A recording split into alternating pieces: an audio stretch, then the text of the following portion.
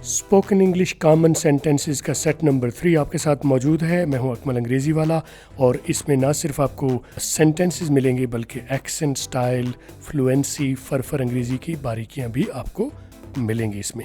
चलें पूरी वीडियो देखते हैं। डोंट क्वर्ल ओवर ट्राइफल्स, छोटी छोटी बातों पर मत उलझो या मत झगड़ो। क्वर्ल जो होता है वो झगड़ना या उलझ पड़ना, और इसको बोलेंगे कैसे? क्वर्ल। क्वर्ल क्यू की आवाज़ ब्लास्ट करती है, ओवा, उसको ओवर को बोलेंगे ओवा। और ट्राइफल्स, ट्रिफल नहीं, ट्राइफल्स, टी की आवाज़ फट जाएगी। Don't quarrel over trifles, trifles. अच्छा, इसमें रे की आवाज़ देख रहे हैं कि मैं रे वाज़े नहीं कर रहा। ट्राइफल्स, ट्राइफल्स आपको सुनने को मिल रहा होगा जैसे मैं ट्राइफल बोल रहा हूँ या वी की आवाज़ दे रहा हूँ। ना ये वी होता है ना ये आर होता है। आर जो है वो वी और आर का मिड पॉइंट बोला जाता है। Don't quarrel over trifles. अब इसमें डॉन में देखें कि डोंट का टी मैंने नहीं बोला क्योंकि फ्लो में टी नहीं बोला जाता। डू नॉट बोलें या डोंट बोलें। डोंट बोलें तो भी ठीक है, ना बोलें तो ज़्यादा बेहतर है। टी जो आखिर वाला, ना बोलें तो ज़्यादा बेहतर है। इस वीडियो की PDF भी साथ मौजूद है, नीचे लिंक में आप क्लिक करके इसकी PDF आके फ्री हासिल कर सकते हैं। Don't panic. अब फिर देखें मैंने, क्योंकि मेरे मुंह पर चढ़ी हुई है ना बात, मुझे सोचना नहीं पड़ रहा। आपकी अंग्रेज़ी भी उस लेवल पर लानी है और मुझे लगता है कि आपकी फ्लुएंट अंग्रेज़ी वही है जो सोचना ना पड़े। अगर आपको सोचना पड़ता है, सोच के बोलना पड़ता है, तो फिर अभी आपकी अंग्रेज़ी में कमी है। तो वो कैसे डेवलप होगी? बार बार प्रैक्टिस कर करके, सुन सुन के, कर करके। तो ये चूँकि मेरी प्रैक्टिस में चीज़ें हैं तो मुझसे ऑटोमेटिकली मेरे मुँह से ठीक निकल आता है। डोंट की बजाय मेरे मुँह से निकला डॉन पैनिक। पी की आवाज़ फट गई। डोंट पैनिक, घबराओ मत, यानी परेशान मत हो, घबराहट में उलझो मत। ठीक है। Is everything all right, is everything all right, सब ठीक तो है ना, सब ठीक तो है ना। अच्छा, इसको मैं थोड़ा सा तोड़ता हूँ, बताता हूँ आपको। इज एवरीथिंग ऑल राइट, खास बात यहाँ पर क्या है? तमाम वर्ड जो है वो एक वाउल से स्टार्ट हुए। वावल नहीं होता, वाउल होता है। और इसमें तीनों जो है वो एक वाउल से स्टार्ट हुए हैं। और वाउल के बारे में मैंने आपको एक बात अर्ज़ की हुई है कि वाउल जितने भी होते हैं उनको आपने अलहदा नहीं होने देना। कहाँ से अलहदा नहीं होने देना? अब ये वर्ड जो है ना, इसको, इस वर्ब को आपने इससे पिछले वर्ड के साथ मिला के बोलना है। इसी तरह इस वर्ब वाउल को भी पिछली जो साउंड होगी उसके साथ मिला के बोलेंगे। फर्ज अब करते हैं, इज एवरीथिंग कर रहा हूँ तो इसमें एवरी में अलिफ लिखा जाएगा, यानी अगर आपका अलिफ उसमें आ रहा है ना लिखने में तो फिर आप गलत बोल रहे हैं या कम से कम फ्लुएंट नहीं बोल रहे। इज एवरीथिंग नहीं, इज एवरीथिंग, यानी इज और एवरीथिंग ऐसे है जैसे मिला हुआ है। Is everything. अच्छा, अब गौर करें, TH की आवाज़ थे नहीं बोला, थे बोला है। Is everything. अच्छा, थिंग का आखिरी जी साइलेंट कर लें या बोल लें, दोनों ऑप्शंस हैं, लेकिन आपने ए को अलग नहीं होने देना। Is everything all right, everything आगे, ऑल राइट को थिन के साथ मिला दिया। थिन मैंने बोला तो जी साइलेंट कर दिया। एवरीथिंग ऑल राइट ये भी कर सकता हूँ, जी बोल लूँ तो भी ठीक है, जी साइलेंट कर लूँ तो भी ठीक है। लेकिन आपने ये वाला काम जो करना है ना कि ए को आपने पिछली जो भी साउंड होगी, आखिर में एन को यूज़ करोगे, जी साइलेंट करते हो तो एन के साथ मिला दोगे, आखिर में जी बोलोगे तो फिर ए को जी के साथ मिला दोगे, बरन मिला के बोलोगे, आपने अलग नहीं बोलना। जैसे ऊपर था डोंट क्वर्ल ओवर, उसको ओवर को मैंने क्वर्ल से अलग नहीं बोला था। अब दोबारा जाके सुन सकते हैं, right. Is everything all right, is everything all right या is everything all right. All right जब मैं बोल रहा हूँ तो मैं थोड़ा सा ब्रिटिश की तरफ जा रहा हूँ। ऑल राइट बोल रहा हूँ तो फिर मैं अमेरिकन की तरफ चला जाऊँगा। ऑल और ऑल का फ़र्क ब्रिटिश और अमेरिकन का है।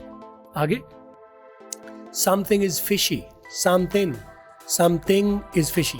अच्छा, ऊपर मैंने थिंग बोला था, यहाँ पर मैंने थिंग बोल दिया। ये मैंने जानबूझ के ऐसा किया। आपने तौर पर पीछे आपने देखा होगा कि मैं ऑटोमेटिकली किया जा रहा हूँ, ये मैंने जानबूझ के बोला है।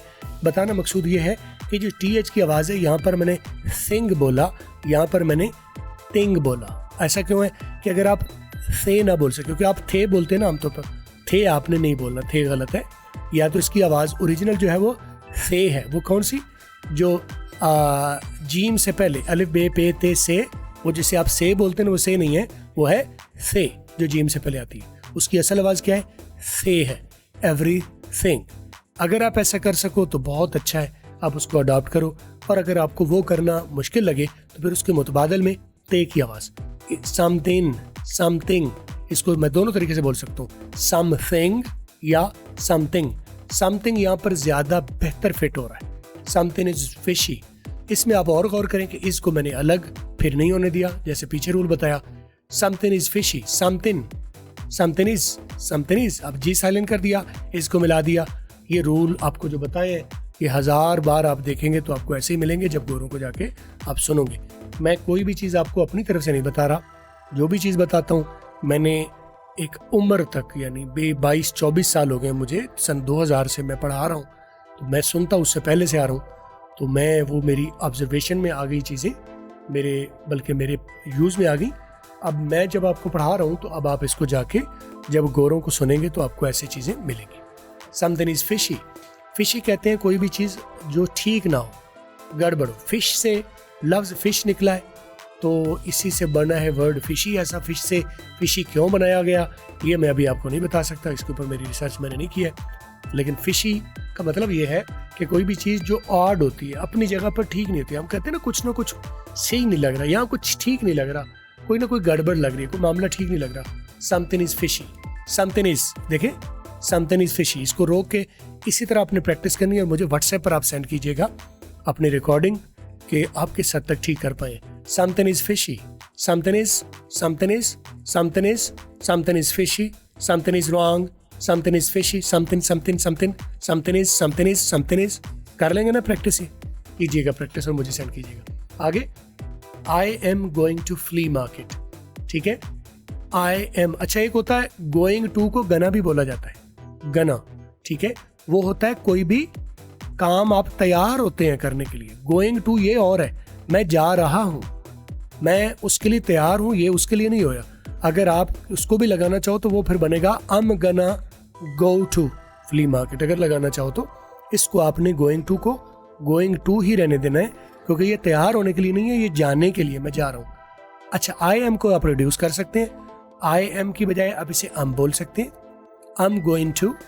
अब देखें going to, बार बार आप देखें कि मेरा जी यहाँ पर इधर भी साइलेंट हो रहा है, तो जैसे मैं कर रहा हूँ आप इसी तरह करते जाओ, आपकी अंग्रेजी कमाल हो जाएगी। I'm going to। अच्छा, गोइनू को जब मैंने जी साइलेंट कर दिया तो गोइंग आखिर ये एन रह गया ना, फिर यहाँ टी साइलेंट हो जाता है। I'm going to, ये भी ठीक है, I'm going to flea market. आपने यहाँ देखा कि गोइंग जी साइलेंट हो गया, टी भी साइलेंट हो गया और एन ओ बन गया बाकी, I'm going to flea market. ऐसे ये है अंग्रेजी, ऐसी ही है, बस आप फॉलो करते जाओ और अंग्रेजी में अपना कमाल करते जाओ। फ्ली मार्केट है लंडा बाजार को, पुरानी मार्केट, पुरानी चीज़ों की जो मंडी होती है, फ्ली मार्केट। बागम बाग पड़ी होती है ना, पैर के ऊपर पैर चढ़ा होता है, फ्ली कहते हैं भागने को, फ्ली मार्केट जिसमें बागम बाग पड़ी होती है, तो शायद उसी लिए बना गया है। ये मेरी रिसर्च नहीं है, मैं अंदाज़ा दे रहा हूँ कि फ्ली मार्केट शायद क्योंकि बागम बाग होता है इसलिए शायद कहा गया है, लेकिन ऐसा है कि नहीं, I have to look into it, मेरी बात पर ना रहना आप। I am going to flea market, मैं लंडा बाजार जा रहा हूँ। आगे, my wife snores during sleep. My wife या माई वाइफ दोनों तरीके से ठीक है। माई वाइफ शॉर्ट लैंग्वेज में बोला जाता है, अक्सर तौर पर लफ्ज़ों को शॉर्ट बोला जाता है। यहाँ पर आप माई वाइफ बोल लो तो भी ठीक है, माई वाइफ बोल लो तो भी ठीक है, लेकिन अगर आप अकेला अकेला फिक्रा बोल रहे हो तो आप माई वाइफ बोलो। जब आप एक फ्लुएंट कन्वर्सेशन कर रहे हो तो फिर आप शॉर्ट वर्जन लें, माई वाइफ। अच्छा, ये माए और आए दोनों के ऊपर ये कानून लगता है, माँ और आ, यानी आए को आपने अक्सर सुना है मैं बोलता हूँ आ, तो इसी तरह माए को भी माँ। आए और माए दोनों का रिश्ता है कि दोनों रिड्यूस होके आ और माँ बन जाते हैं। माई wife snores during sleep. Snore का मतलब है खराटे लेना, तो मेरी बीवी सोते वक्त खराटे लेती है, ठीक है, आप अपना अपना देख लेना फिर ठीक है। Don't pull my hair, don't pull my hair. आपने देखा कि डॉन मैंने किया, टी नहीं बोला मैंने। ऐसा नहीं है कि टी बोलते नहीं है, टी भी बोला जाता है, और ऐसा ना समझ बैठा बस डॉन ही होता है। डोंट पुल माई हेयर ये भी ठीक है, लेकिन फ्लुएंसी क्योंकि ज़ुबान पर मेरे आ गई और टारगेट आपके लिए भी ये रखा है कि आपकी ज़ुबान पर भी फ्लुएंसी आ जाए, तो डोंट पुल माई हेयर। पुल नहीं, पुल माई हेयर। आपने देखा माई वाइफ माई हेयर, ये मैंने जानबूझ के किया, ये मेरी ज़ुबान पर चढ़ा हुआ है, दोनों समझ सकते हैं आप, माई है या माई हेयर, ठीक है। इसको मैंने है बोला, हेयर भी, हेयर थोड़ा सा ऑड है, हेया, क्योंकि आई आर की आवाज़ आपको मालूम है ना, बताया हुआ मैंने, A R E R I R O R U R, A R E O U R, H O U R, इन सब के बारे में मैंने आपको 1000 मरतबा बताया हुआ है। इनको आप अलिफ मद आ करके बोलेंगे। तो इसको है बोल दो या हेयर बोल दो। Don't pull my hair, don't pull my hair, ये दोनों ठीक है।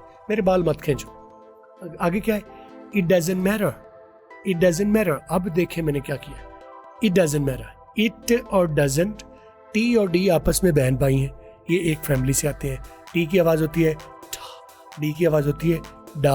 आपने जब टी सुना तो मेरी आवाज़ निकल रही थी, उसमें हवा निकली थी, आवाज़ नहीं निकली थी। ठा ठा ठा। डी की आवाज़ डा डा डा। ये कैसे देखेंगे, आप अपने गले पर हाथ रख लीजिए, अपना जो गला है ना उसके ऊपर हथेली अपनी रख लीजिए सीधी, तो आपके हाथ के अंदर आपका गला आ जाएगा।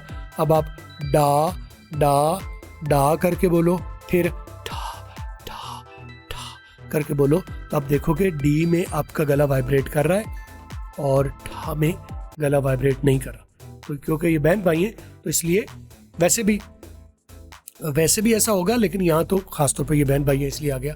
बहन भाई मैं क्यों कर रहा हूँ, वाइब्रेटरी और नॉन वाइब्रेटरी टेक्निकल नेम वो है, बहन भाई तो आपको समझाने के लिए मैं कर रहा हूँ, ठीक है। इट डजंट, मैंने इट डजंट नहीं बोला, क्योंकि अगर फैमिली एक ही आ जाए, यानी बहन भाई तो फैमिली है ना, दो भाई आ जाएं, दो बहनें आ जाएं, भाई बहन आ जाएं, भाई बहन के ऊपर मेरे से ट्रेनिंग आप ले लेना, मेरे फुल कोर्स में ये सारी चीज़ें मैंने तफसील से अलग अलग करके बताई हुई हैं। It doesn't matter. अच्छा, डजन आपने देखे मैंने टी यहाँ नहीं बोला, डोंट में नहीं बोला, तो टी में नहीं बोला जा रहा क्योंकि ये वीक रिडक्शन है। एक रिडक्शन होती है स्ट्रॉन्ग, जो लिखी हुई है वो स्ट्रॉन्ग रिडक्शन है। डोंट या डजंट ये स्ट्रॉन्ग रिडक्शन है, डॉन एंड डजन ये वीक रिडक्शन है। आपको कौन सी लेनी चाहिए, अगर आप गोरों जैसी बोलना चाहते हैं तो वीक रिडक्शन लीजिए, तो मैं ऑटोमेटिकली ऑलरेडी गोरों वाली रिडक्शन ले रहा हूँ। It doesn't matter.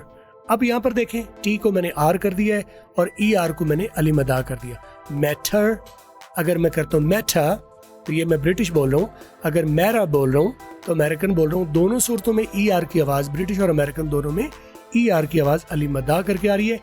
टी की आवाज़ अमेरिकन में आर की शक्ल इख्तियार कर गई है और ब्रिटिश में ये टी की आवाज़ फट रही है। इट डजंट मैटर, राइट, ये ब्रिटिश है। इट डजंट मैटर ये अमेरिकन है, और मेरे मुताबिक अमेरिकन ईजी है, सॉफ्ट है, अवेलेबल है। आई रिकमेंड कि आप अमेरिकन सीखें। मतलब इसका क्या है, इट डजंट मैटर, कोई बात नहीं, कोई मसला नहीं, कोई मसला ही कोई। What did this phone cost you, what did this. अच्छा, अब फिर देखें, जैसे इट और डज था तो व्हाट और डिड, यहाँ भी टी आ गया, यहाँ भी डी आ गया, फिर फैमिली आ गई, तो इसको व्हाट डिड नहीं करेंगे, वरिड, वरिड। अच्छा, डिड जो है उसको मैं ब्रिटिश में बोलूँ तो डी ही रहने दूंगा, अमेरिकन में बोलूँगा तो इसको आर कर लूँगा। Worried, worried this, worried this phone cost you. ये फ़ोन तुमने कितने में ख़रीदा, ये उसका जो कंटेक्चुअल मतलब है, अगर लफ्ज़ी मतलब निकालें, what did this phone cost you, इस फ़ोन ने तुमसे कितनी कीमत ली, या इस फ़ोन की तुम्हें कितनी कीमत पड़ी। तो लफ्ज़ी मतलब ये हो गया, कंटेक्चुअल मतलब तुमने ये फ़ोन तुमने कितने में ख़रीदा, क्योंकि यहाँ पर बाय की शक्ल नहीं है, कॉस्ट की शक्ल है, कितने में पड़ा। तो इसका सही मतलब होना चाहिए ये फ़ोन तुम्हें कितने में पड़ा, लेकिन कॉन्टेक्चुअल मतलब में हमने कह दिया ये फ़ोन तुमने कितने में ख़रीदा। आगे, I can't wait any longer. I can't या अ कैंट, क्योंकि ऊपर बताया था ना माई वाइफ, तो इसी तरह आ गया आई, तो आई और माई का मैंने अभी बताया था कि इसको आपने रिड्यूस करके आ बोलना है। अ कैंट वेट ये भी ठीक है, आई कैंट वेट ये भी ठीक है, आई ना बोले ज़रा, वो बहुत रेयर बोला जाता है। अ कैंट वेट एनी लॉन्गर, लॉन्गा बोल रहा हूँ तो अमेरिकन है, लॉन्गा बोल रहा हूँ तो ये ब्रिटिश है। ओ को ओ रहने दिया जाए तो ये ब्रिटिश है, ओ को आ कर दिया जाए तो ये अमेरिकन है। ई आर को मैंने लॉन्गा यहाँ पर किया, जैसे मेरा किया था। ई आर की आवाज़ यहाँ पर हेया, जैसे हेया, मेरा, लॉन्गा, दो सब तीनों में जहाँ पर देखा आपने A R, E R, I R, O R, U R की आवाज़ हमने अलिफ मद आ की। इसका मतलब क्या है, मैं अब ज़्यादा देर इंतज़ार नहीं कर सकता। उम्मीद है आप चीज़ें सीख रहे हैं। लिंक आपको आ गया, वेबसाइट पर जाएं और वहाँ पर पूरा कोर्स ले लीजिए और कूपन को ढूंढ के आप पूरा कोर्स लिया कीजिए, सस्ता मिल जाएगा। अपना ख्याल रखिए।